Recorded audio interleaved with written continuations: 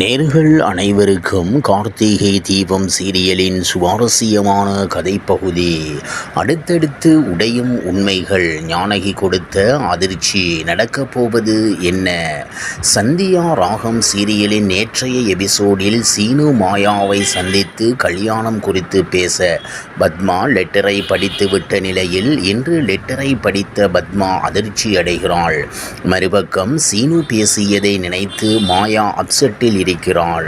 இதை பார்த்த தனம் என்னாச்சு என்று கேட்க ஒன்றும் இல்லை என்று சமாளிக்கிறாள்.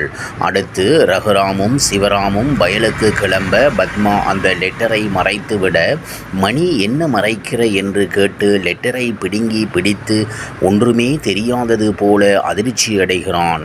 இந்த விஷயத்தை உடனே மச்சான் கிட்ட சொல்லிடணும் என்று சத்தம் போட பத்மா அமைதியாக இரியா என்று தடுத்து நிறுத்துகிறாள்.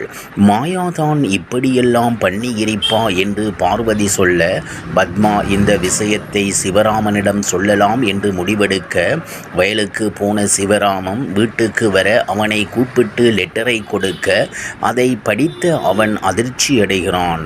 அவங்க காதலிக்கும் விஷயம் எங்களுக்கு ஏற்கனவே தெரியும் என்று சொல்ல எதுக்கு சொல்லல என்று கோபப்படுகிறான். அண்ணனுக்கு தெரியாமல் சீனுவை கண்டுபிடிக்க சொல்கிறாள் பத்மா. பிறகு சிவராமன் அண்ணன்கிட்ட கணக்கு நோட்டை கொடுத்துட்டு மரக்கடைக்கு போறதா சொல்லிட்டு தேடுவதாக சொல்ல மணி நானும் வாரேன் என்று கிளம்பி செல்கிறான்.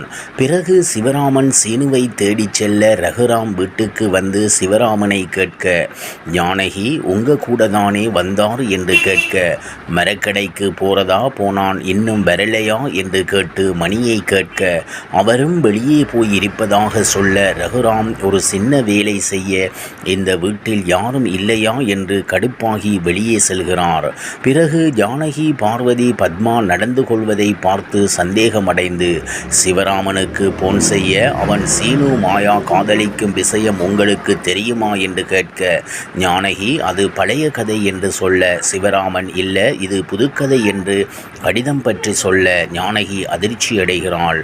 சீனு மாயாவை பார்க்கத்தான் போயிருப்பான் நீ அங்க போய் பாரு என்று சொல்ல சிவராமன் கிளம்பி சென்று சீனு வந்தானா என்று விசாரிக்க மாயா இல்லை என்று பொய் சொல்கிறாள். இப்படியான நிலையில் அடுத்து நடக்கப் போவது என்ன என்பது குறித்து எதிர்பார்ப்பு எழுந்துள்ளது.